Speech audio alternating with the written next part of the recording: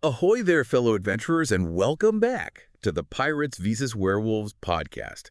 We are about to launch a pirate raid into the thrilling world of flash fiction, where we've got two seriously wild tales that'll make you rethink diplomacy, ancient history, and even the supernatural. You got that right. If you think you've seen it all, think again. Because this pirate raid, let me tell you, is diving deep into a couple of flash fiction stories that turn werewolves from those campfire legends we all know into major players and scenarios you wouldn't believe. Absolutely.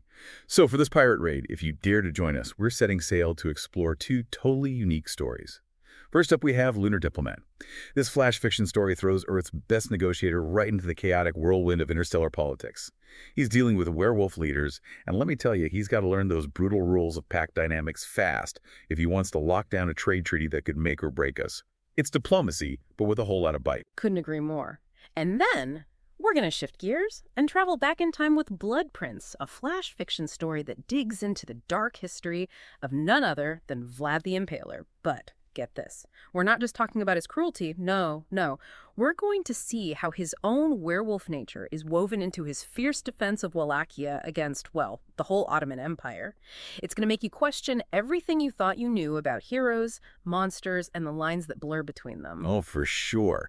So buckle up, my friends. We've got two electrifying flash fiction stories ready to blow you away, each one packed with crazy twists, raw primal instinct, and, get this, a whole new perspective on negotiating when claws and fangs are, well, literally on the table.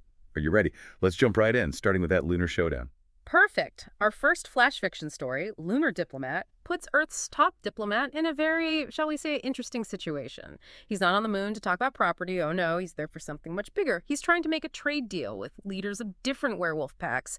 And these guys, they're from all over the galaxy. Talk about pressure. Hey, no kidding. And then we meet this guy, Ambassador Stevens. He's all about his perfect record as a diplomat. He's navigated some serious international stuff, so going to space to negotiate, well, that doesn't faze him one bit. But the fact that these leaders have fur and fangs, well, at first he seems to see it as just another, cultural difference to deal with. You think he might underestimate this situation just a tad? Oh, I think that's an understatement. Because this lunar summit, as our story paints it, is a total 180 from everything Stevens knows.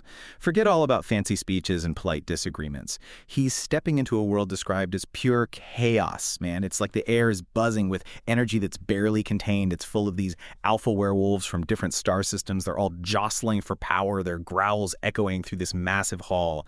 It's about as far as you can get from a quiet UN meeting. Right. What hits you first about this setting? Oh, it's the feeling of being overwhelmed, Like you can almost feel that tension, all that barely contained aggression. Yeah. And then you get that detail that humans, we're like the oddballs here. We're only tolerated because we got brains, not brawn. That just flips the whole power thing upside down. Stevens, who's used to using his smarts and words, he's suddenly in a world where instinct and strength rule. Makes you wonder how his usual tricks are going to work out, doesn't it? You hit the nail on the head. That power shift is super clear from the start. His aide warns him, quick and urgent, don't make eye contact, establishes a challenge. Think about it. For humans, looking someone in the eye can mean you're confident, honest. But for these werewolf guys, it's a threat, a straight-up challenge to their authority. It's small, but man, it says so much about how different their social rules are. Talk about a potential for misunderstandings. It's like, cultural relativism 101, right? What's respectful in one place can be a huge mistake somewhere else. Yeah, for real. And then they up the stakes even more by introducing us to Luna. She's the top alpha of the whole Sol system. This isn't just some pack leader. She's a big deal in the whole galaxy. And that trade treaty, it could change everything for Earth's economy. No pressure on Stevens, right? Not at all. And just as these delicate negotiations are about to kick off, bam, you get this raw, primal tension that explodes. There's this low growl, and it's coming from a rival alpha. It's a challenge straight at Stevens. His aide freaks out. Ritual combat. Accept or show weakness. And you realize this is serious, man. For these werewolf leaders, this isn't some small squabble over trade rules. This is about strength, about who's on top, about respect. What did you think of that sudden turn of events? Man, it's wild. Stevens, this diplomat, he's suddenly staring down a fight to the death. They take him to this makeshift arena, and he's got the eyes of 100 werewolves on him, all watching. And his opponent, described as pure muscle, fur glowing under the moonlight. It's clear Stevens can't win a physical fight. His strength isn't in his claws, it's in his head. Absolutely. And this is where the story gets really interesting. Instead of trying to fight, which would be pointless, or saying no and looking weak, Stevens does something totally unexpected. He uses what he knows about werewolf packs, stuff he must have learned getting ready for this summit.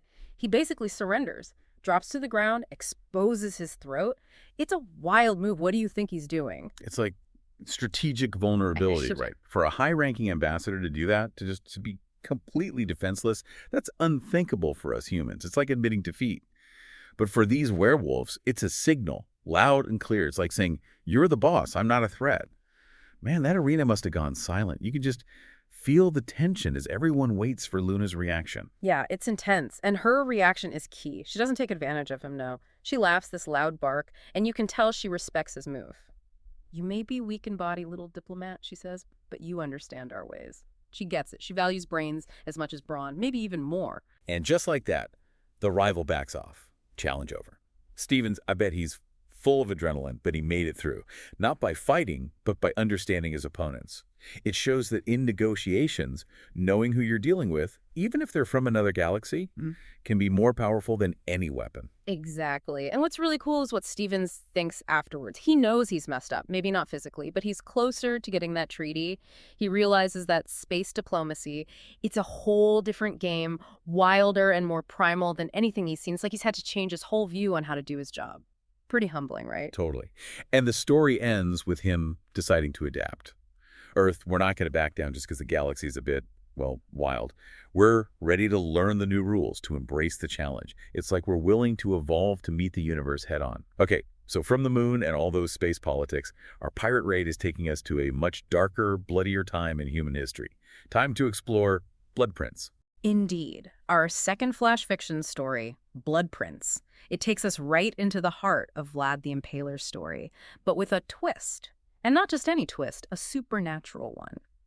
The idea here is that all that ruthlessness, that brutal defense of Wallachia against, let's face it, the terrifying Ottoman Empire, it's fueled by something else, something more, something wild. We're talking about his inner werewolf. It's like looking at that classic struggle between man and monster, but played out in a historical battleground. Right from the start, you get this powerful image. Vlad, he's standing alone, taking in the night air.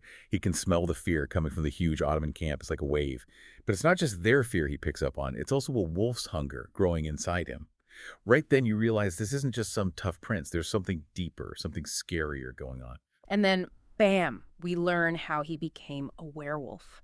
It goes back to when he was a hostage of the Sultan, brutal times. He gets bitten by a wolf, and not just any wolf, one that was already infected. The story calls it a curse disguised as a cruel joke, right? But as it goes on, you see that curse becoming his weapon, a terrifying one. It changes how you see everything he did in history. What do you think about that origin story, the werewolf thing? It makes him so much more complex, right? He's not just making tough choices. He's fighting a beast inside him every single day. And Wallachia is portrayed as this tiny place caught between these giant empires, always on the verge of being crushed. Vlad, he has to be fierce. He has to make his enemies fear him. It's almost like a horrible necessity, a horrible way to achieve something that might be right, you know? Yeah, for sure. And the story does this great job of showing his two sides. During the day, he's the shrewd tactician, planning his defense, making alliances. But when night falls, he's the monstrous legend, unleashing this terrifying force. He's not just using armies, he's using fear itself, psychological warfare, amplified by his werewolf powers. You got that scene where a howl, this unearthly sound, rips through the Ottoman camp at night. It scares the enemy. Even his own men are terrified. That's how he leads. How do you think that mix of strategy and, well, supernatural terror works for him? It creates the legend, right? Those Ottoman soldiers who made it out alive, they wouldn't just be talking about a tough prince. They'd be whispering about a monster, something almost demonic, protecting Wallachia. And what he does at night, becoming a shadow with teeth, attacking with fangs and fury, not just swords. That's fuel for the legend. It's a smart way the story explains why people still tell those scary stories about Vlad the Impaler, even now. But the story doesn't stop there. It shows Vlad's inner struggle, too. After every battle, every night spent as that shadow with teeth, he goes to this monastery. He kneels before a wolf icon, praying, questioning if he's even human anymore. It adds so much depth to him, shows he's not just enjoying the killing, he's tormented by it. What do you think that struggle tells us about why he does what he does? I think it's like he's trapped. You know, he's using this monster inside him to protect his people, but it's destroying him.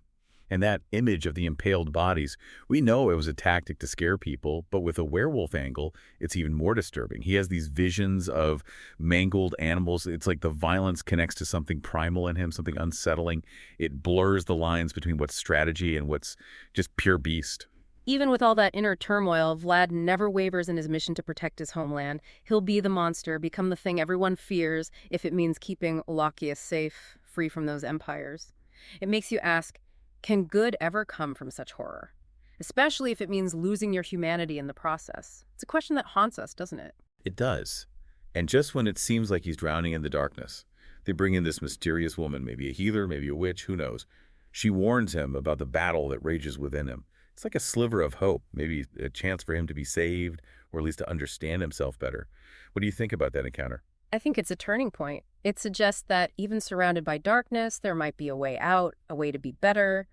The story ends with Vlad hesitating. You see a flicker of humanity in him, but the war's still raging and the hunger of the wolf is always there, waiting.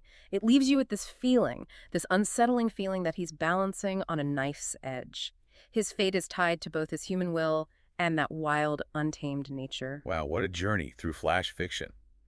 On this pirate raid, we went to a lunar summit where diplomacy got real primal, and we saw a legendary figure fighting a monster inside himself, all to protect his land. Incredible stuff.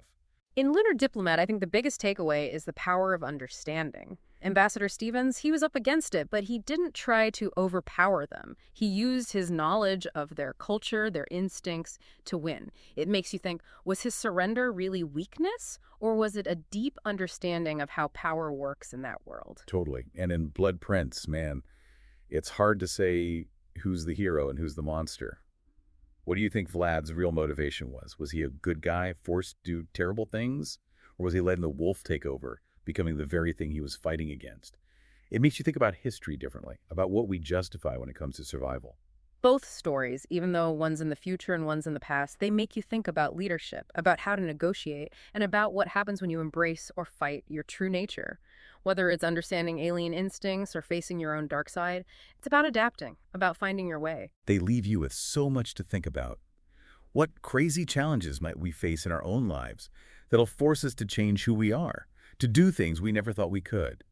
And what happens when the things that make us strong also threaten to destroy us? That's the heart of it, isn't it? Those gray areas where good and bad, strong and weak, human and beast all blur together. That's where the best stories are, the ones that make you think. Thanks for joining us on this pirate raid into the amazing world of flash fiction. We hope these wild stories sparked your imagination and gave you plenty to ponder. Make sure to rate and follow the Pirates vs. Werewolves podcast for more exciting tales. Until next time, may your journey be full of amazing discoveries.